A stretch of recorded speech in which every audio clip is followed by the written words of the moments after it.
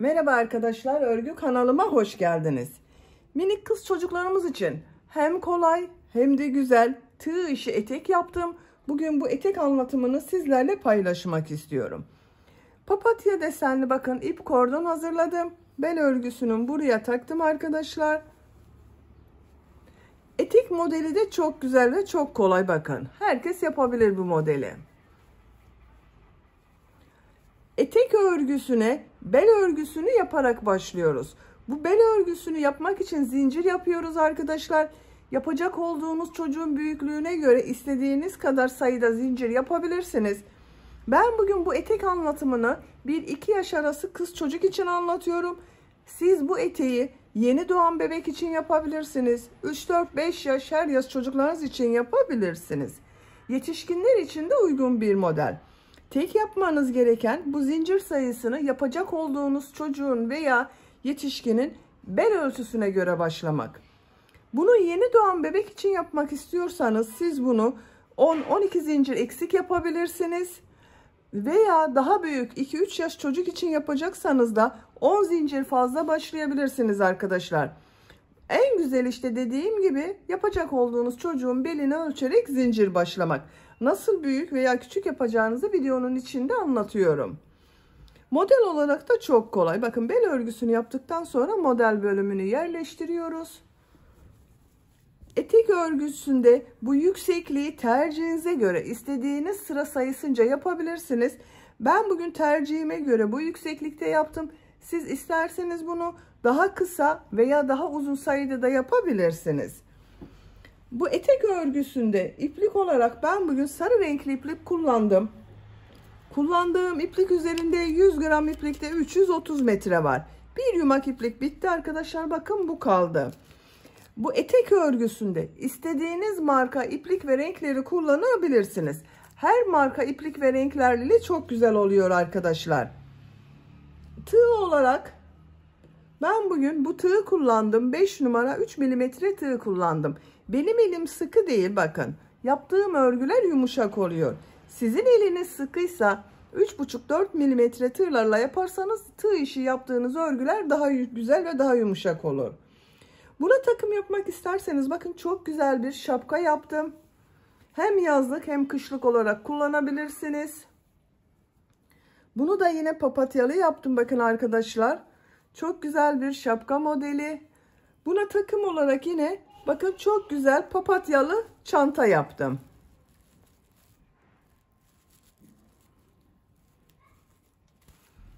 Bu şekilde güzel bir set oluşturabilirsiniz. Siz de böyle set yapmak isterseniz şapka ve papatyalı çanta anlatımını yaptığım YouTube kanalıma yükledim. Bunların olduğu YouTube linkini izlediğiniz bu etek videosunun açıklama bölümüne ekliyorum.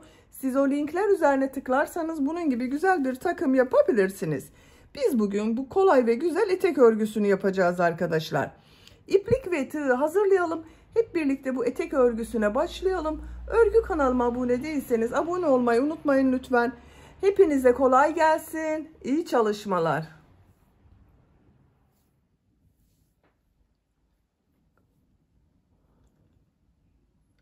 Örgüye bel örgüsünü yaparak başlıyoruz.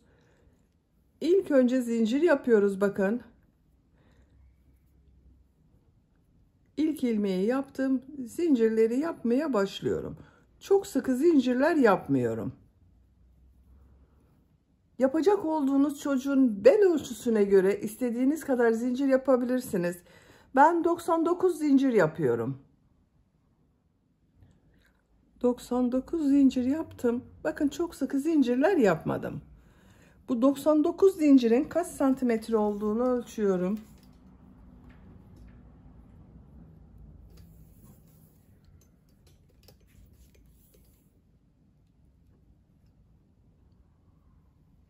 ...43 santimetre zincir uzunluğu var.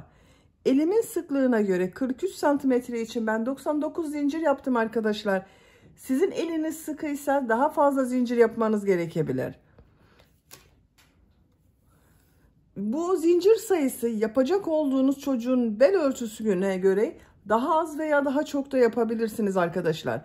Bu aşamasında bakın çocuğun beline ölçerek zincir başlarsanız çok daha güzel olur. Bu sırada bu zincirler üzerine trabzan yapıyorum. Bakın tığ üzerine iplik alıyorum. Şu 3 ilmeği atlıyorum. 1, 2, 3, 4. ilmek içine trabzan yapıyorum. Bu 3 ilmek atladığımda bir trabzan oluyor. Zincirler üzerine trabzan yapıyorum.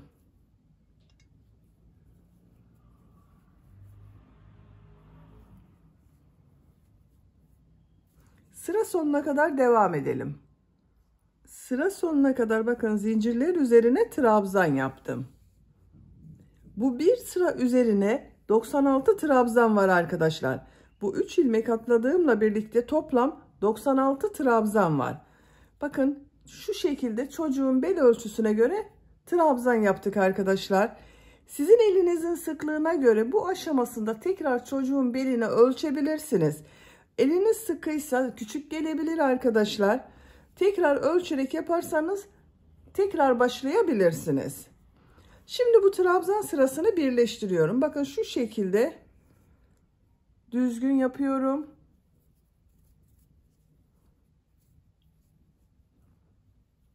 Tığ üzerine iplik almadan şu ilmek ile ilmek kaydırma yaparak sırayı birleştiriyorum. Bu sırada bu trabzanları bir düz bir ters taraftan boşluktan alarak trabzan yapıyorum. 2 zincir yapıyorum. Bu ilk trabzan bakın şu şekilde tığ trabzan boşluğuna takıyorum. Trabzan yapıyorum. Bu trabzanı ters taraftan bakın yine aynı şekilde boşluktan alıyorum. Trabzan yapıyorum. Düz taraftan boşluktan alıp trabzan yapıyorum. Ters taraftan boşluktan alıyorum, trabzan yapıyorum.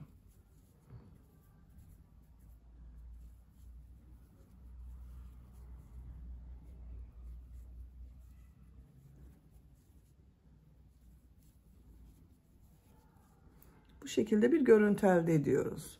Sıra sonuna kadar devam edelim. Sıra sonuna kadar tamamladım. Son trabzan düz taraftan boşluktan aldım, trabzan yaptım. Sıra başında bakın düz başladım. Sıra sonunda düz yaptım arkadaşlar. Şu ilk ilmek ile ilmek kaydırma yaparak birleştiriyorum. Sıra başında yaptığım 2 zincir ters tarafta görünen trabzan oldu. Bu sırada bu bir düz bir ters örgülerin denk gelmesi için bu ilk sırada yaptığımız trabzan sayısının çift sayı olması gerekiyor. Benim 96 trabzan var. Bakın çift sayı olduğu için denk geldi. Sizin de 90, 92, 94, 96, 98, 100 bu şekilde çift sayı olması gerekiyor. Bu ilk sıradaki trabzan tek sayı olursa bu sırada bu bir düz bir ters örgüler denk gelmiyor. Üçüncü sıraya geçmeden önce bakın bu ilk sırayı birleştiriyorum. İplik ucunu şu ilmek ile ilmek kaydırma yapıyorum. İlmeği içinden çekiyorum. Bakın ilk sırayı birleştirdim. Üçüncü sıradayım. 2 zincir yapıyorum. Bu sırada yaptığım bu trabzanları nasıl görüyorsam o şekilde boşluktan alıp trabzan yapıyorum. Düz tarafta görüyorum. Düz taraftan boşluktan alıp trabzan yapıyorum. Ters tarafta görüyorum. Ters taraftan boşluktan alıp trabzan yapıyorum.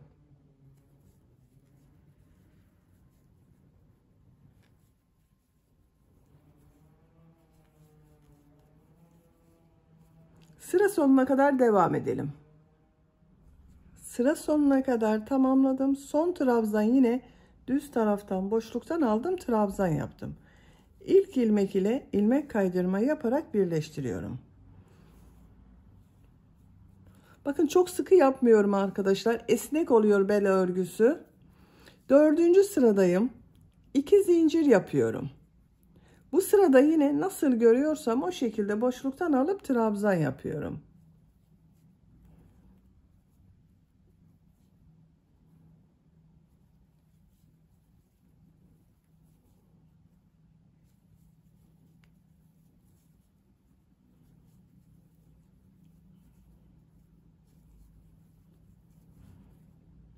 Sıra sonuna kadar devam edelim.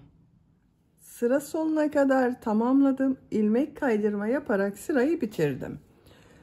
4 sıra yaptım. Ben bel örgüsünü burada bitiriyorum arkadaşlar. Genişliğini ölçüyorum. 3 santimetre genişlik var. Benim yapacağım ölçü için yeterli. Siz bunu yeni doğan bebek için yapıyorsanız 3. sırada bitirebilirsiniz. Bir sıra eksik yapabilirsiniz. Veya tercihinize ve yapacak olduğunuz çocuğun büyüklüğüne göre 1-2 sıra daha devam edebilirsiniz. Ben 4 sırada bitiriyorum. Bakın esnek oldu zaten bel örgüsü. Bu sıradan itibaren modelleri yapmaya başlıyoruz. İlk sırada V şekilleri yapıyorum. Bakın ilmek kaydırma yaparak birleştirdim. 4 zincir yapıyorum. Tığ üzerine iplik alıyorum.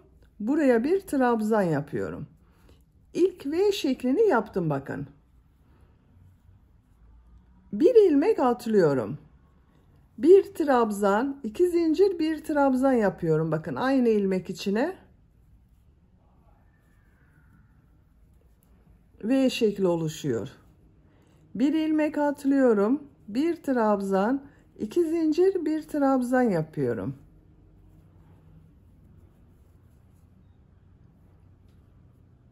Bir ilmek atlıyorum. Bir trabzan, 2 zincir, bir trabzan yapıyorum. Sıra sonuna kadar devam edelim. Sıra sonuna kadar tamamladım. Bakın bu ilmeğe de bir V şekli yaptım. Burada yaptığım bakın 4 zincir var. Boşluğa tığ takıyorum. İlmek kaydırma yaparak birleştiriyorum. Bu bir sıra üzerinde 48 V şekli oldu arkadaşlar benim.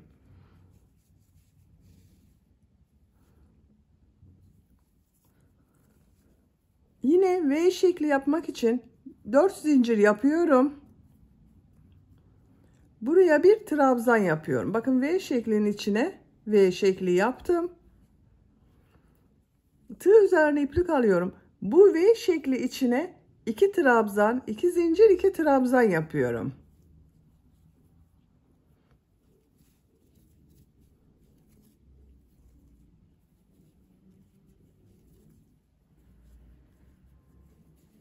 Bakın 2 trabzan, 2 zincir, 2 trabzan yaptım.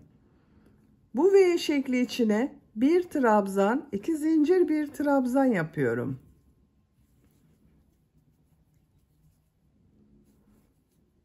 Bu V şekli içine 2 trabzan, 2 zincir, 2 trabzan yapıyorum.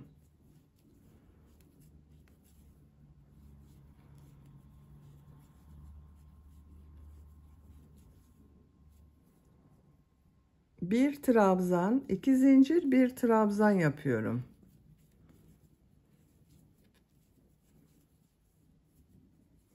Bakın bir V şekli içine bir trabzan, 2 zincir, bir trabzan yapıyoruz. Diğer V şekli içine 2 trabzan, 2 zincir, 2 trabzan yapıyoruz. Sıra sonuna kadar devam edelim. Sıra sonuna kadar tamamladım. Son V şekli içine 2 trabzan, 2 zincir, 2 trabzan yaptım. İlmek kaydırma yaparak sırayı birleştiriyorum. Bakın arkadaşlar, görüntüsü bu şekilde oldu. 4 zincir yapıyorum. Bir trabzan yapıyorum. Bu bakın 2 trabzan, 2 zincir, 2 trabzan yaptım. 2 zincir üzerine 2 trabzan, 2 zincir, 2 trabzan yapıyorum.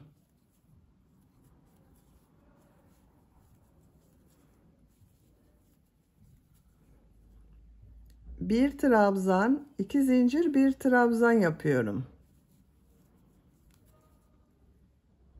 2 trabzan, 2 zincir, 2 trabzan yapıyorum.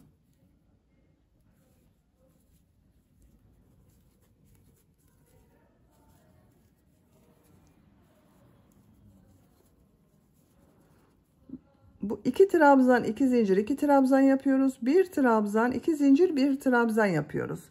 Sıra sonuna kadar devam edelim. Sıra sonuna kadar tamamladım. ilmek kaydırma yaparak sırayı birleştiriyorum. 4 zincir yapıyorum. 1 trabzan yapıyorum. 2 trabzan, 2 zincir, 2 trabzan yapıyorum.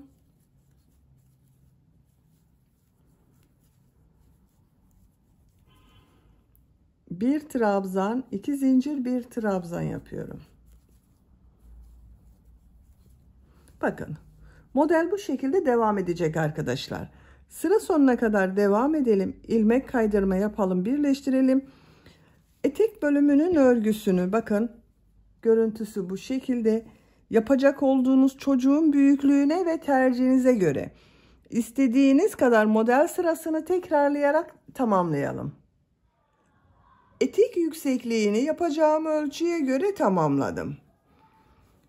V şekli yaptığım sıradan itibaren sayıyorum bakın. 1, 2, 3, 4, 5, 6, 7, 8, 9, 10, 11, 12, 13, 14, 15, 16, 17, 18 sıra yaptım. Benim yapacağım yükseklik yeterli arkadaşlar. Siz tercihinize göre daha uzun veya daha kısa da yapabilirsiniz. Santimetre olarak ölçüyorum.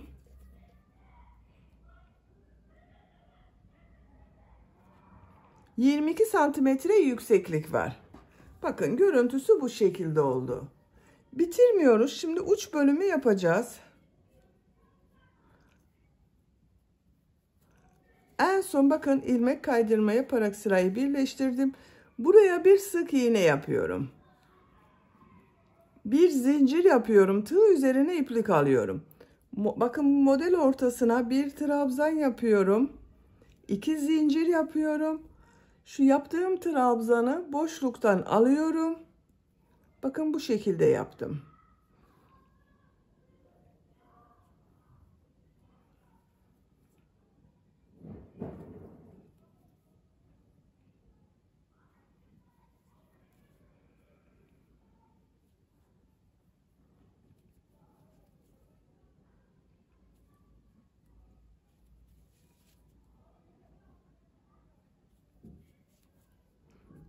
Bu modelden 6 tane yapacağız. Bakın 1, 2, 3,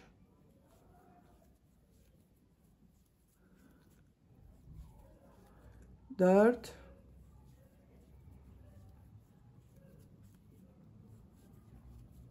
5,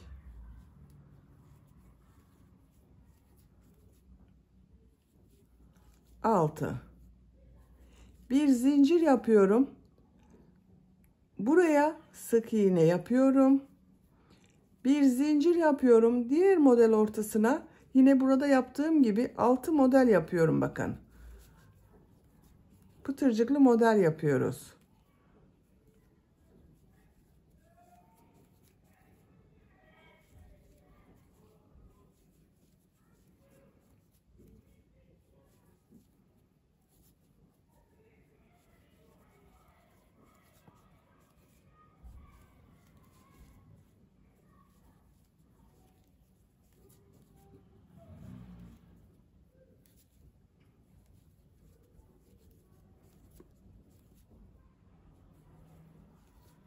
Bakın 6 pıtırcık yaptım. 2, 4, 6. Bir zincir yapıyorum. Bu V şekli içine sık iğne yapıyorum. Bakın bu şekilde model oluyor arkadaşlar. Sıra sonuna kadar devam edelim. Sıra sonuna kadar modelleri yaptım. Bir zincir yapıyorum. Burada yaptığım sık iğne ile ilmek kaydırma yaparak sırayı birleştiriyorum. İpliği kesiyorum.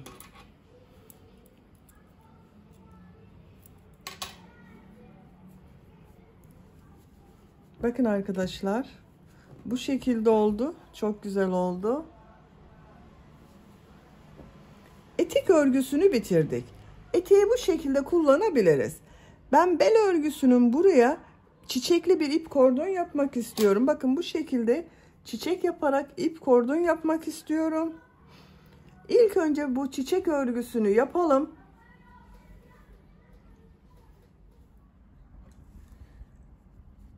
Çiçek örgüsünü ilk önce bu orta bölümde bulunan sarı renkli yeri yapıyoruz arkadaşlar. Onun için bu renk bir sarı renk iplik kullanıyorum. Siz isterseniz daha açık renkli sarı renk iplik tercih edebilirsiniz.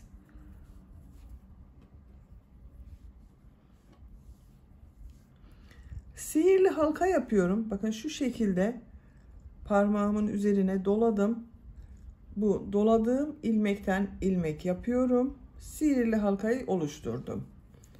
Bir zincir yapıyorum. Sihirli halka içine 8 sık iğne yapıyorum. Bakın şu şekilde ilmek alıyorum. Bir defa da çıkarıyorum. İlmek alıyorum. Tığ üzerinde 2 ilmek var. Bir defa da çekiyorum bakın. 2 3 4 5 6 7 8 sık iğne yaptım. İplik ucunu çekiyorum. Bakın burayı birleştirdim. İlmek kaydırma yaparak birleştiriyorum. Bakın ilk yaptığım bu sık iğnenin üzerine tığ takıyorum. Bu ipliği de üste alıyorum. Bakın şu şekilde iplik aldım, çektim. Tığ üzerinde bulunan ilmekten de çektim. İlmek kaydırma yaparak burayı birleştirdim. Bir zincir yapıyorum. Tekrar bu 8 ilmek üzerine birer defa sık iğne yapıyorum. 1 2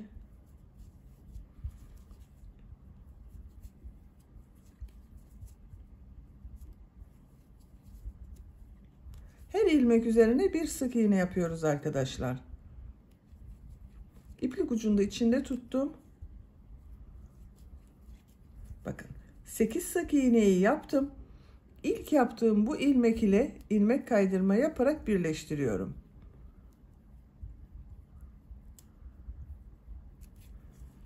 Arttırma yapmadığımız için bakın bu şekilde bir görüntü elde ettik. İpliği kesiyorum.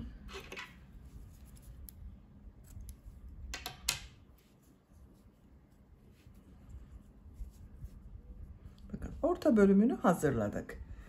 Şimdi bu beyaz renkli iplik ile bakın bu yaprak bölümlerini yapacağız. Herhangi bir ilmekten başlayabilirsiniz. Ben bu ilmekten başlıyorum. Bakın beyaz renkli iplik ile ilmek yapıyorum buradan.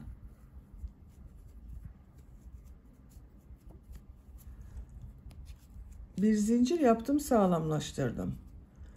3 zincir yapıyorum. 1 2 3. Tığ üzerine 2 defa iplik doluyorum. Aynı ilmeğe 2 üçlü trabzan yapıyorum.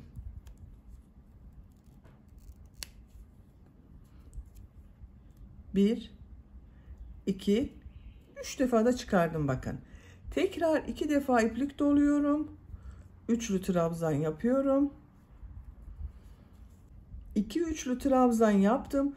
3 zincir yapıyorum. Bu bakın aynı ilmek içine ilmek kaydırma yapıyorum. Şu iplik uçlarını kesiyorum.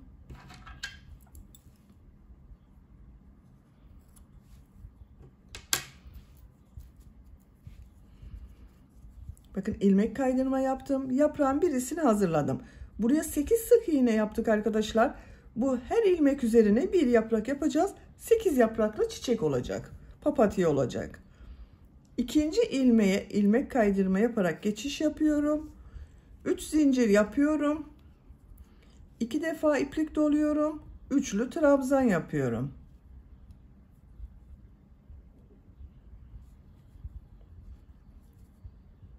Aynı ilmeğe bir üçlü trabzan daha yapıyorum.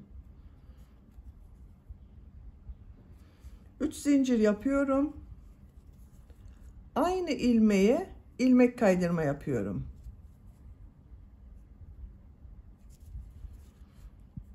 Diğer ilmeğe ilmek kaydırma yaparak geçiyorum. 3 zincir yapıyorum.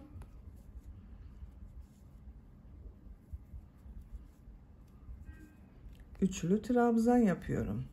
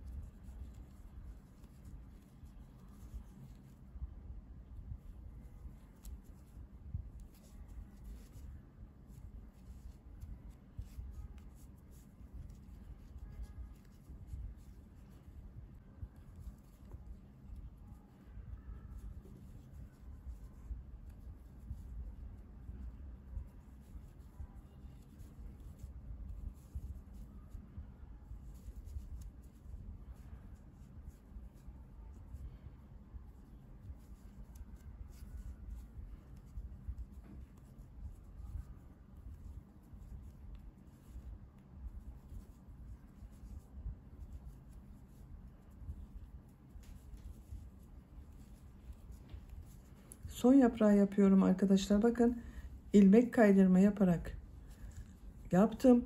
Bu ilk yaptığım yaprak ile bakın tekrar bir ilmek kaydırma yapıyorum. Bitiriyorum. İpliği kesiyorum. Bakın papatyamızı hazırladık.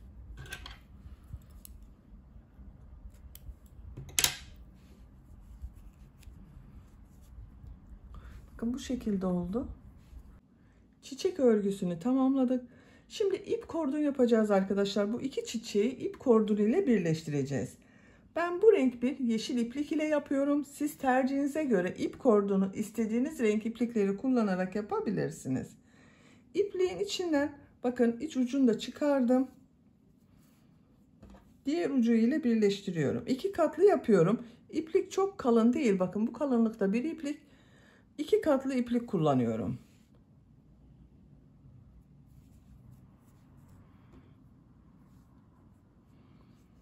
Yaptığım bu çiçeğin bakın ilmek kaydırma yaptığım şu ilmek var. Buna ipliği bağlıyorum.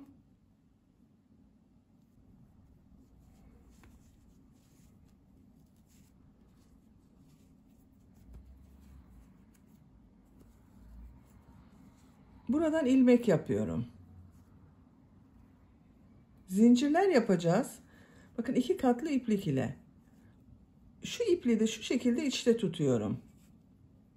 Bakın her zincir arasında iplik ucunu kaybetmek için bu şekilde yapıyorum.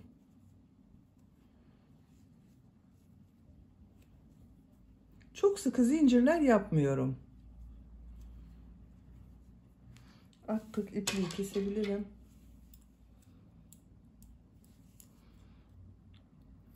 Şu şekilde iplik ucunu kestim. Zincirler yapmaya devam ediyorum. Bu zincir sayısı yapacak olduğunuz çocuğun bel ölçüsüne göre değişir. Zincirleri tamamlayalım. Sonra bu çiçek ile birleştireceğiz. Zincir olarak bakın yaptım. Ben burada bitirdim. Bakın bu şekilde oldu arkadaşlar. Şimdi bunu bu çiçek örgüsüyle birleştireceğiz. Birleştirmeden önce yaptığımız bu etek örgüsünün bel örgüsüne takacağız. Daha sonra bununla birleştireceğiz arkadaşlar. Bakın şu şekilde bir ilmek yapıyorum çıkmasın diye. Orta noktasını buluyorum. Bakın birleştirme yaptığımız iplik ucu burada şu şekilde katlıyorum. Bakın bel örgüsünün burası orta nokta arkadaşlar. Şu şekilde bakın düz aldığım trabzanları üste kalacak şekilde ip kordonu çekiyorum.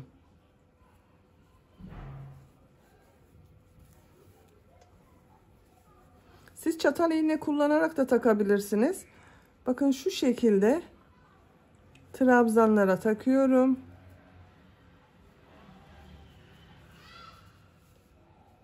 Sıra sonuna kadar devam edelim. Sıra sonuna kadar bakın ip kordonu taktım. Şimdi ip kordonun burasıyla diğer çiçek örgüsünü birleştireceğiz. Bakın çıkmasın diye ilmek ucunu kapatmıştım. Onu açıyorum. Şu şekilde ilmek içinden çıkarıyorum. Bakın şu ilmeğe tığ takıyorum. Çiçeğin herhangi bir boşluğundan bakın şu yaprak aralığından birleştirme yapabiliriz. Ben şurada birleştirme yapıyorum. İplik aldım. İlmek kaydırma yapıyorum. İplik aldım. İçinden çekiyorum. Bakın birleştirdim arkadaşlar. Şu iplik ucunda arada kaybediyorum.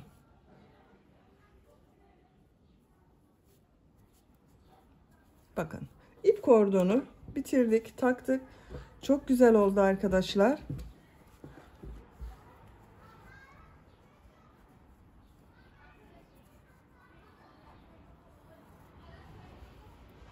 Bakın ip kordon yapınca eteğin modeli daha farklı oldu, daha güzel oldu. Bitmiş olarak ölçülerini söylüyorum. Yüksekliğini ölçüyorum.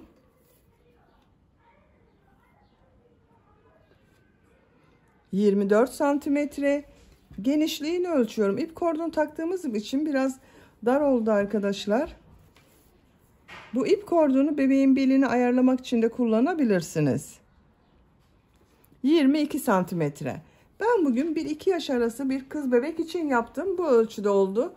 Çok güzel oldu arkadaşlar. Beni dinlediğiniz ve izlediğiniz için hepinize çok teşekkür ederim. Örgü kanalıma abone değilseniz abone olmayı unutmayın lütfen. Sizlerle yeni örgülerde görüşmek dileğiyle.